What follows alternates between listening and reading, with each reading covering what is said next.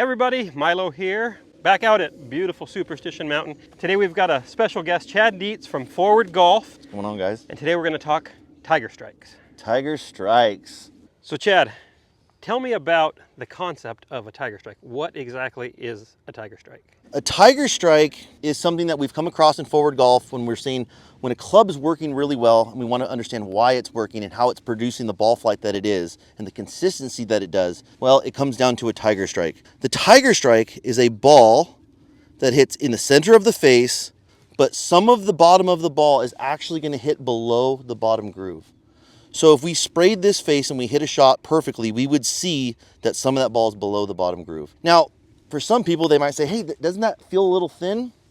Well, there's that old saying, thin to win. You ever heard thin to win, right? That's a thing. But it's more than just that. When we catch the ball low on the face, what we're doing is we're compressing the golf ball. The golf ball is coming off of the face before the earth is actually involving itself in the shot. If the earth is manipulating that face before that ball's off of it, our dispersion cones will get bigger. So that's basically what a Tiger Strike is. When we keep the ball low on the face, that precision is going to create the reality of our ball flight. The physics that we deliver to the ball will show themselves if we take that earth out of the shot. Awesome. So that's what a Tiger Strike is. I have seen pictures of Tiger's irons, and he's got a nice little wear mark just as you're describing, and we'll clip that in, a picture of his irons. What concerns you about hitting that ball farther up the face? Well, what I've seen is again, I do most of my fittings indoors, and indoors it creates kind of a sound that we've got accustomed to understanding a good strike from a bad strike. When we hear someone hit the Tiger Strike, it makes a very particular sound, and when they don't, we don't hear that sound.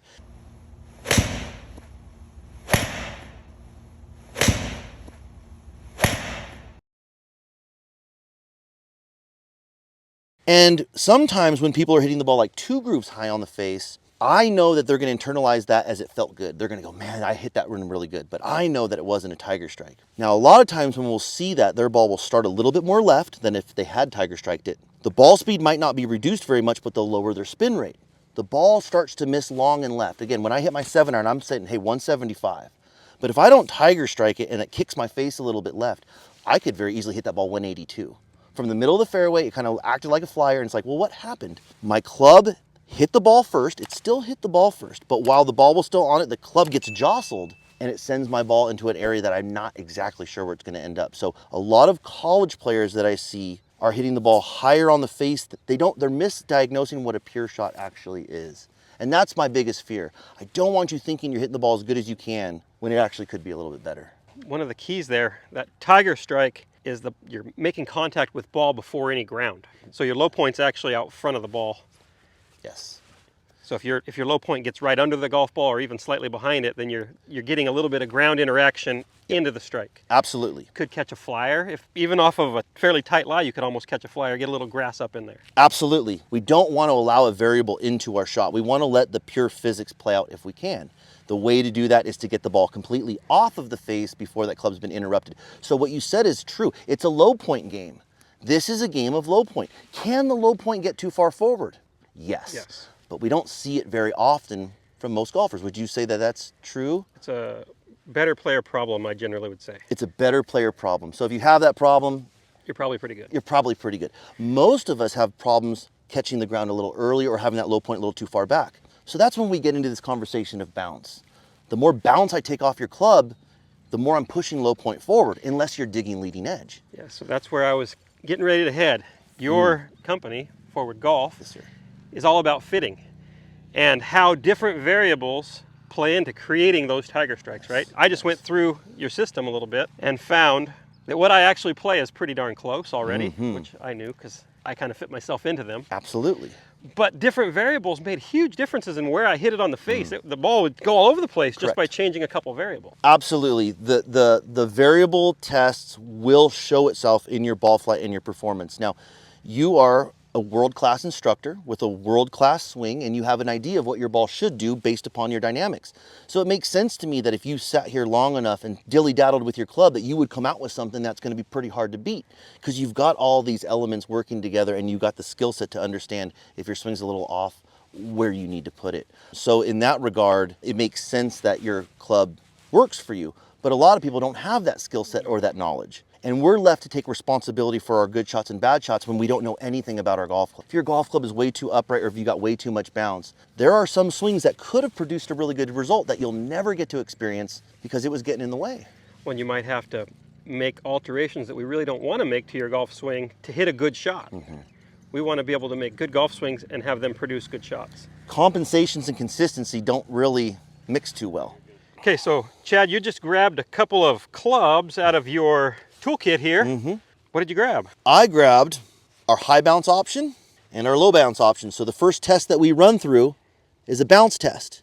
What I've noticed when people come into our facility and I let them warm up, they have a pretty consistent angle of attack and they have a pretty consistent path.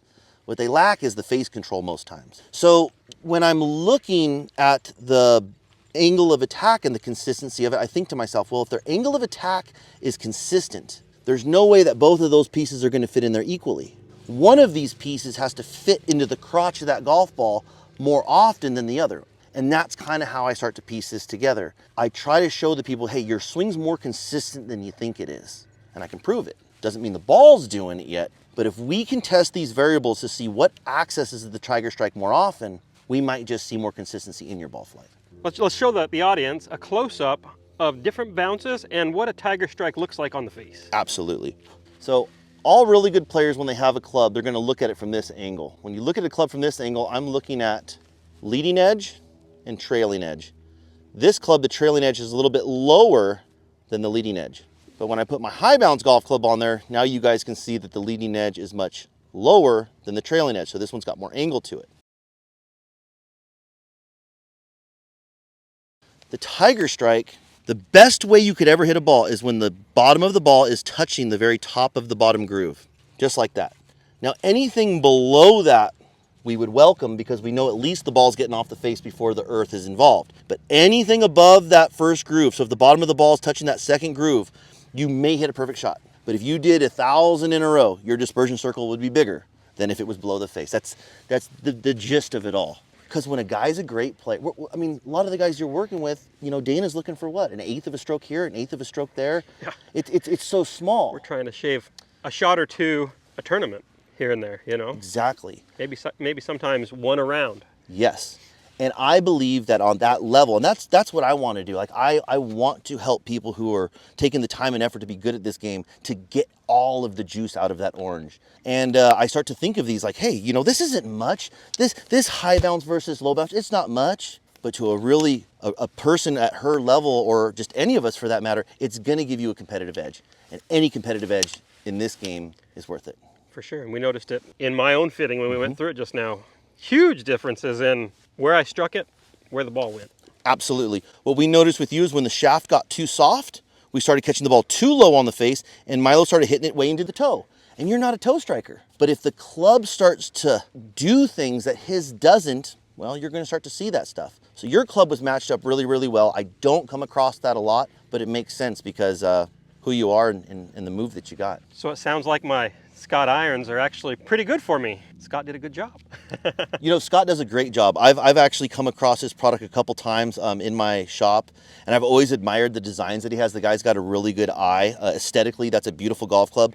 But more importantly, we fit you into medium bounce today, and I would say that is definitely in the category of a medium to lowish bounce. What you didn't do good with was the high bounce. So what I'm trying to do for a lot of people, it's not trying to find the perfect club as much as we want to, because as soon as we get it, our swing's going to change a little bit. It's just the way that it is. We need to make sure that you're not going to war with your arms tied behind your back. We don't want the worst club for you. So I'm basically saying, Milo, stay away from high bounce. Medium bounce is cool, low bounce you can get away with, stay away from high. That was the thing that really affected your ball flight almost more than any other variable. So, in my experience, the sole of the golf club is not talked about nearly enough. I've had good players come to me who thought that their clubs fit them well, and the bounce profile wasn't right, and we had to make some major changes because it wasn't allowing them to hit the ball in the face where they needed to. Right. Either too low, mostly too low in the face because they had too much bounce. I think that's a critical component in the fitting process, is finding a sole that actually works for you, not just going to the store and going to the rack and just buying a set of golf clubs. What you said is a great point, and What I find interesting about it is it all comes down to how we defined the word forgiveness. We have to define that word, and again, every entity might have a little bit of a different definition of that. I've chosen to create my definition saying the club combination that produces the most tiger strikes in a row has to be the most forgiving for me. The key that fits into that hole the most often, the most consistently, is going to be the most forgiving for me. Now, I think some of the industry says if you hit a little bit behind it, you won't chunk it and lay the sod over it. So they create bounce. They're saying, hey, yeah, you're not going to chunk the ball, but you'll bounce into it. You're also not going to hit very many good ones. But that's kind of where I'm at. I'm saying, okay, I get it. He doesn't lay the sod over anymore, but you've just chopped him at his knees saying he's never going to hit a tiger strike ever again. He's just going to drop kick it. And when people who want to break 90, shoot 87, it doesn't stop there. They want to shoot 85. And as soon as he does, what does he want? 82. Now all of a sudden he's looking at 79. Like, that's how golfers really work. It's never enough. As soon as you guys get over one ridge, you're looking at the next mountain over going, oh, I can't wait to get there. And I don't want to cut anyone short of their maximum potential. So the word forgiveness is an interesting one. And I think there are some models out there that are a lot of bounce that are not really going to help in the long run. I haven't found a lot of validity to that. So, Chad, so let's hit a few. See if I can create some tiger strikes. Okay. And then I want you to give me a club that is sure not to help me hit any tiger strikes. I can do that. Okay. I can do my best to do that. All right. Yeah, I would say I'm going to have you hit your club. Why would I not have him hit his club when I just took him through the test and he was clearly really good at it? Now, here's the thing about a tiger strike. We're talking about perfection. It is very hard. There's no like in between a tiger strike or not. You either got one or you didn't. Oh. Not a tiger strike, but not far from it. Well, yeah, not far from it. It was a little heely, but it was where it belonged on the face. The earth did nothing to that shot. No. Face was a little open, hit a little off the heel, but you got the trueness of that ball flight. Yeah. That was well struck. Okay. Ball started a little right, flying really straight. That was my shot. Yep, and I think that was a good shot. it's hard to see, but I think it was. I would say that was definitely tiger strike. That's in the middle of the face, nice and low. And again, we just see the ball flight very straight, maybe a hair out to the right. Yep. All right. So here's a club that I think Milo may have trouble tiger striking it. But even if he does tiger strike it, I believe that this club will give him a bad result. So it's not about, oh, did I tiger strike it? Oh, this is the best club for me. It's no, if you tiger strike it, is the ball doing what it's supposed to do? So in fitting, all I'm really doing is looking at, did he tiger strike it? Did he match his face to path? Did he tiger strike it? Did he match his face to path? Milo's ball should fall a little bit to the right. And this ball, okay, let's be real. How much did we miss our target by? A long ways. And did you hit it well? I hit it dead. I can't see the mark, but I hit it dead perfect. So there's a great example. Milo's gonna have a hard time hitting chunks on camera in front of us because he doesn't do that. He's a good golfer. He just hit that ball really well, and that ball missed about 35 yards left of target. Now, what makes the ball go left? The face was close to path. Yeah, and there's a lot of variables that play into face, but that must be an upright lie angle, so it pointed the loft left. Yes. The face being too close to the path is what's going to make the ball end up left. For every degree we bend that club upright, we've closed the face 1 equal degree. So when Milo comes down with his natural swing with this, face is too close to path, ball's going to start left, miss left every single time. Now, if I gave Milo enough tries with this club and said, we're not leaving the range till you hit it straight, I'd figure it out. You could do it. The question is, how far did we take you from your original swing? If you woke up tomorrow, how quickly could you reproduce it? Just not who you are. I always say, who's leading the dance? I believe you should lead the dance and the club should be accommodating you at all times. I think there are a lot of golfers out there who are actually not aware that that club is leading the dance and they're left to follow it. Yeah, that's my shot. Just a little push cut. Yeah. I love that.